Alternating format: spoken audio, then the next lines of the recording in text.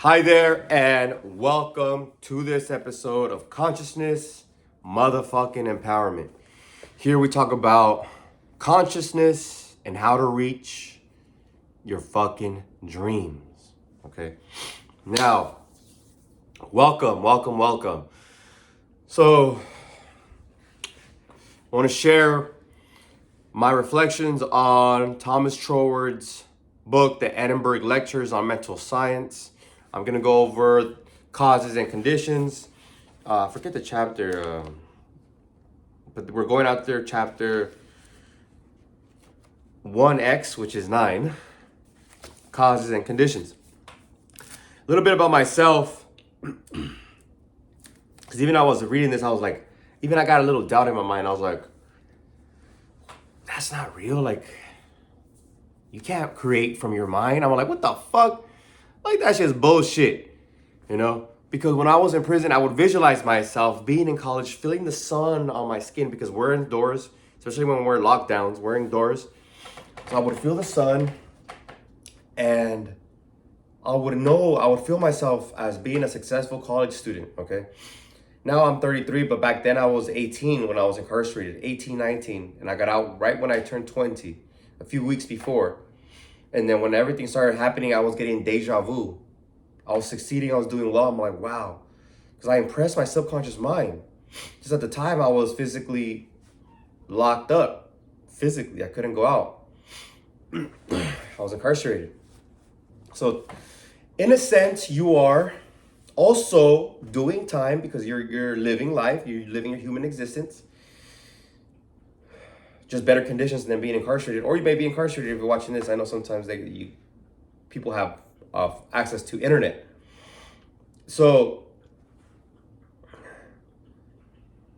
you are doing time, but your circumstances have you at a certain place physically. Now, the way out is through your mind. Whatever your mind can conceive, whatever you can conceive, you can achieve, okay? And it must come to pass, okay? So that's what this chapter specifically is about your cause, how you can cause things to manifest, okay? With your mind. All right, now before we get started, you have to ask yourself, one, are you ready to learn and apply, okay? Have an open mind, okay? If you are ready to learn and apply what I'm going to show you, take a step forward. If not, get the fuck out. Number two, you be ready to be the highest version of yourself. Whatever your heart is calling for, right here, the solar plexus, is actually a place where you feel good, happy. It's right here. It's in the solar plexus, right here in the center. Okay? If you're ready to reach your dreams, what your heart is truly asking for, not what your friend, not what your family, not what TV, not what culture, society is telling you to do, what you really want to do, you're ready to do that. It takes balls, okay? Then step forward again, and then let's get started. If not, you already know. Take the door. Get the fuck out. Come back later. All right. Causes and conditions. In the last chapter, Thomas Troward left with the term relative first cause. Okay, relative first cause, as he explains in this chapter a little bit more thoroughly, is you. You are relative first cause because you are in the relative. Okay, you are in time and space. And you have thought power, conscious volition, okay? You have volition, okay? So you have volition and you have imagination. Thoughts, okay? Now, as we've gone through the last chapters, universal mind creates from thought, okay? A spiritual prototype, all right? Because that's all there is if we incinerate everything in the universe, there is only intelligence left, only thought power, that universal mind power. As we've seen that we can impress people when we hypnotize them with our thoughts and we tell them to do something, they take it, okay? They take it upon themselves to act that way. You can impress water by saying positive words or negative words, okay? There's a documentary on water. I know I rented it. I forgot what it was. But it's on Amazon. And there's I believe there's a Japanese professor who's done these tests. And it's obvious. That's why if you talk good to yourself, you feel good. You're vibrant. You're joyful. You have energy. You're like, oh, right? But if you talk negative to yourself, I had to stretch. It's no bueno, okay? So we're impressing everything around us, okay? I'm gonna impress myself and the universe right now because my videos are getting better and better. My lighting is getting better, okay? My subscribers are getting better. You know, they're getting better at this, and they're commenting, showing me that it's impacting them.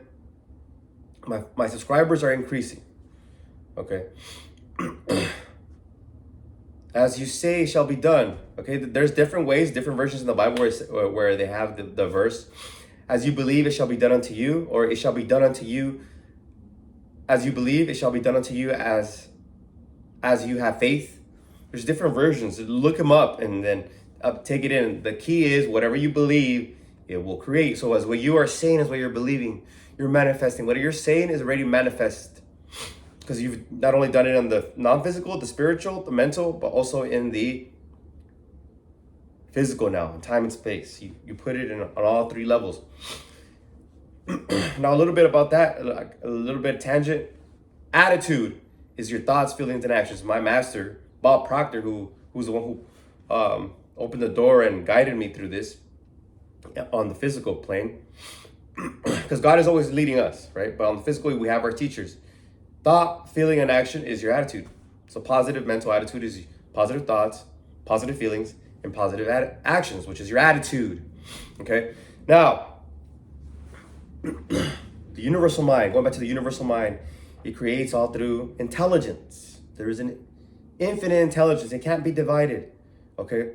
Its energy, its resources cannot be divided. That's why we must move up to it, to use it. We must connect to it, to use it, not it to us, to manifest. For it to move to us, it would have to divide itself. It would have to mean it's individual. It's separate from us. It's not separate. Okay? We can say that and become separate from it. We can believe that and become separate from it. Whatever traits we want to give to it, it will reflect to us. It will manifest to us. But when we understand how it works, we can use it. It's unlimited, okay? It has unlimited resources, unlimited power. You may be getting super excited right now. I know I did the first couple of times. But be calm. Be chill. So universal mind is first cause. We are relative first cause. All right? We are relative first cause. And there is a mental nucleus or a spiritual prototype for every physical thing that there is. The universe that's the way it is. It has to have a thought. There has to be a thought for it to happen. So all creation is from thought. I want to get that in your mind. All creation is made from thought. Because life is intelligence. Spirit is life, and life is intelligence. So there had to be an intelligent thinking, okay, I'm going to create this nebula. This nebula is going to start connecting together with everything, and it's going to create a planets and galaxies, and there's going to be life there, everything, and it's going to start thinking and feeling and acting and evolving. It's going to want more and more and more and more, because it's going to go with accordance with evolution, with life. Life is expanding. Life always wants more, okay? Life is always for expansion. So we work with that principle of expansion and more and growth. Now, how do we use it? Here's the key. We use our thoughts. We use our thoughts and imagine it to be done, okay? We imagine that image already done and completed, okay? We see it as here and now. We see it as here and now. I'm going to quote Thomas Troward because he basically sums it up in a nice little sentence. And here we go. But if we realize that the region of secondary causes is the region of mere reflections, we shall not think of our purpose as contingent on any conditions whatever, but shall know that by forming the idea of it in the absolute and maintaining that idea, we have shaped the first cause into the desired form and can await the results with cheerful expectancy. And can await the result with cheerful expectancy. Okay. Now, before this, he talks about if we work on the physical, we will see lack and limitation. And we will worry about the next steps. How, where, when? Where, when? How?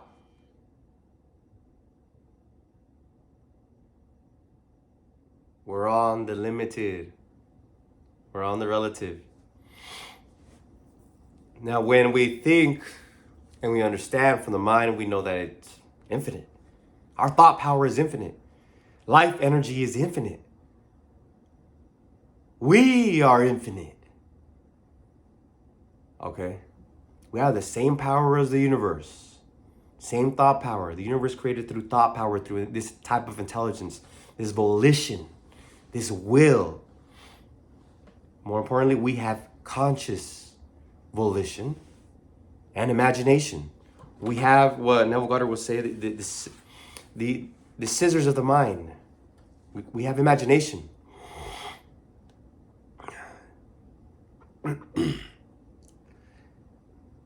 The power to create is called, by Thomas Troward, relative first cause, okay? That's the power to create.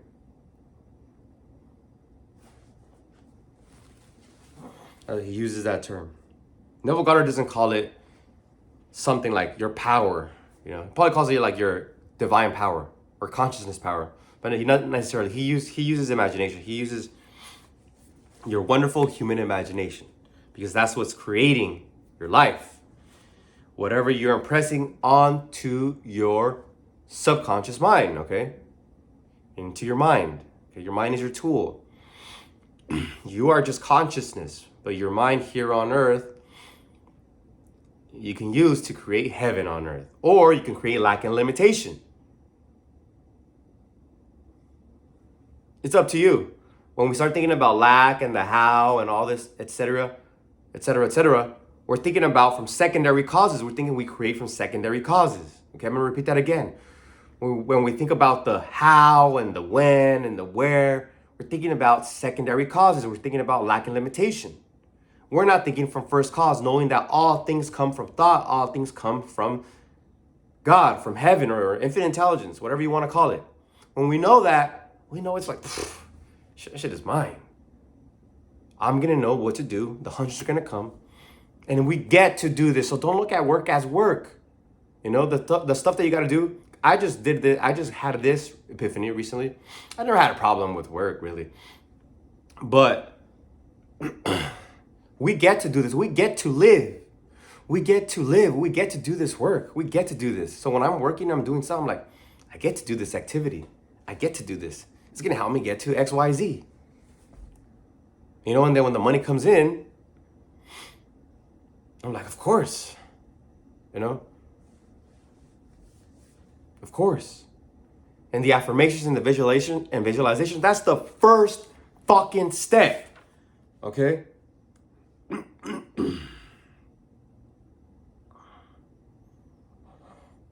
That's the first fucking step.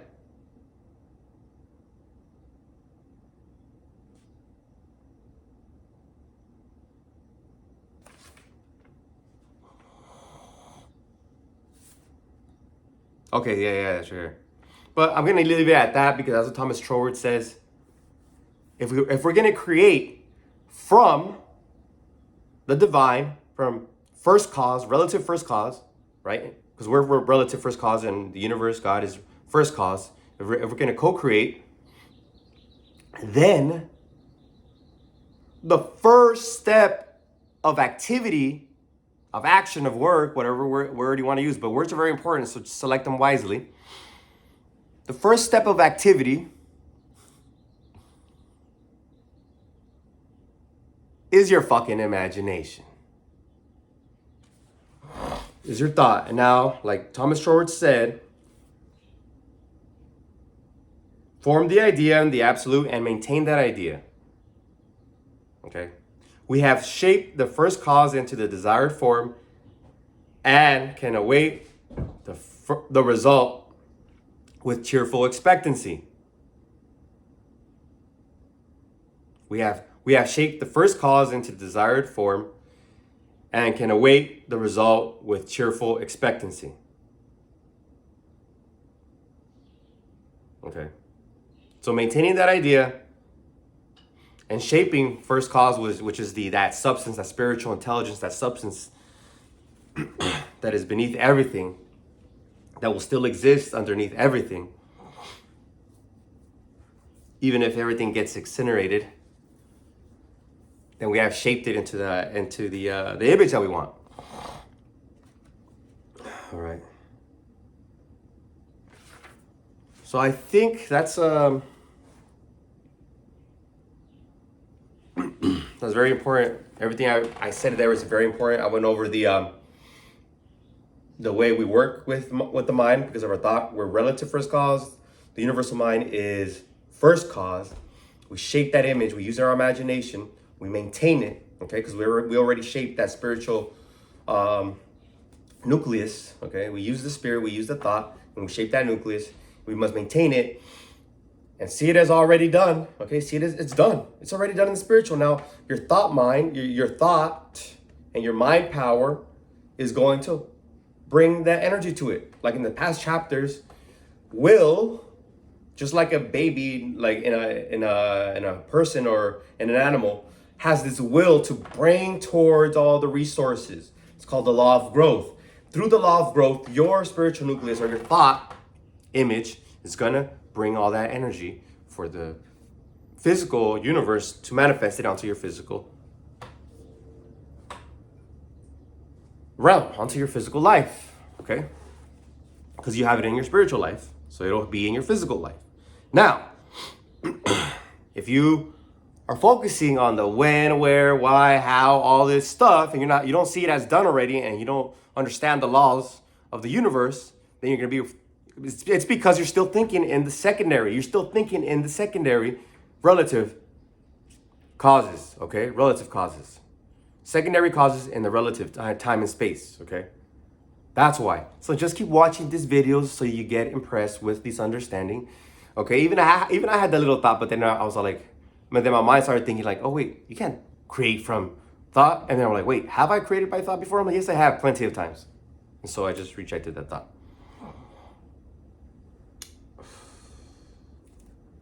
So I'm gonna leave you with the instructions that Thomas Troward leaves us with. It's very good. Even Genevieve Behrend teaches about this. So the next two books are gonna be women. One is gonna be Florence Scovel Shinn, The Game of Life. And then we're going to do Genevieve Behrend, who's the student of Thomas Troward. Okay, here we go. I'm going to end it with this quote, okay? It's going to summarize everything I just talked about. Quote, and it's going to help you get the results. We're here for results, okay? We're not here just for theory. Okay, quote, to get good results, we must properly understand our relation to the great impersonal power we are using. It is intelligent and we are intelligent. And the two intelligences must cooperate. We must not fly in the face of the law by expecting it to do for us what it can only do through us. And we must therefore use our intelligence with the knowledge that it is acting as the instrument of a greater intelligence. And because we have this knowledge, we may and should cease from all anxiety as to the final result. In actual practice, we must first form the ideal conception of our object with the definite intention of impressing it upon the universal mind. It is this intention which takes such thought out of the region of mere casual fancies and then affirm that our knowledge of the law is sufficient reason for a calm expectation of a corresponding result, and that therefore all necessary conditions will come to us in due order. We can then turn to the affairs of our daily life with the calm assurance that the initial conditions are either there already or will soon come into view. If we do not at once see them, let us rest content with the knowledge that the spiritual prototype is already in existence and wait till some circumstance pointing in the desired direction begins to show itself. It may be a very small circumstance, but it is the direction and not the magnitude which is to be taken into consideration. As soon as we see it, we should regard it as the first sprouting of the seed we have sown in the absolute, and do calmly and without excitement whatever the circumstances may seem to require. And then later on, we shall see that this doing will in turn lead to further circumstances in the same direction until we find ourselves conducted step by step to the accomplishment of our object. End quote. Be calm, understand these laws. If you're thinking about the how and you're still worried, keep on reading. Focus on the study. Do not give up on the study. Bob Proctor, till the day he died, he read and studied. Okay, I study every single day because I know this. Every day I have to refine myself every day. I have to do my gratitude. I have to remember that I am divine, that I am on heaven on earth. I do it every day because I'm validating myself, because I'm not going to go out there and get pushed around by circumstance. I push around circumstance. Okay, I was not always like this.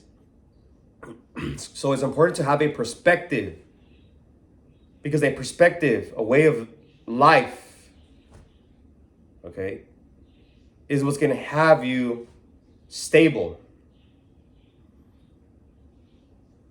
That's why successful people have maxims. Like, things are always happening for me.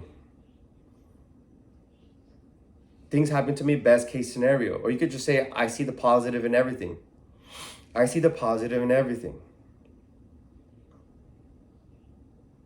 Everything is happening for my good. Everything that I want, my Father gives me. And when I say Father, is my God, the Divine Father. Whatever I want, my Divine Father gives me. Everywhere I go, I am divinely protected and guided. I am always safe. I always have been. Things like that are going to get you on that positive perspective. So whatever's going on, it's good. It's always good. Okay? That's to get you out of the negative mindset into positivity, into gratitude. And then you get into your desires and talking about them in the present tense. Because everything I just talked about was talking about the divine. And you know that you create from the divine, and so therefore you have what you want, and you're grateful for it now. And you maintain it until it physically manifests. And when it manifests, you're like, of course. Of course. And something's coming to me to tell you to meditate. Meditation helps you stay calm. Focus on your breathing. It helps you calm. It helps you to be calm. All right, so I hope you like this one. Until next time, I'm going to end this a little bit short after this video. Actually, let's just do it right now since you're already here. Okay. Take a deep breath. Close your eyes. See yourself with your desire. I know I'm seeing it right now. Take another deep breath. Run it again.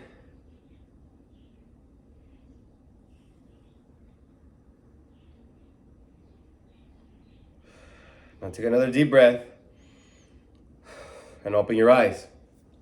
It is done. Now, go on with your day. You'll see things coming up, things that are going to guide you to that. Follow your intuition. The next chapter is on intuition. It's a short chapter, very simple, but I'll go over it. And take the actions that your intuition is telling you, okay? There's no wrong action. No wrong action. Just do it. Stay in a positive vibration, constantly raising your vibe, all right? Make sure to comment if you feel like commenting, like it if you feel like liking it, subscribe if you feel like subscribing. All right, if you don't feel like it, then don't. Okay, thank you for being here. I hope you like this one. I know it's gonna help you manifest abundance and everything that you desire. I love you. Until next time, peace.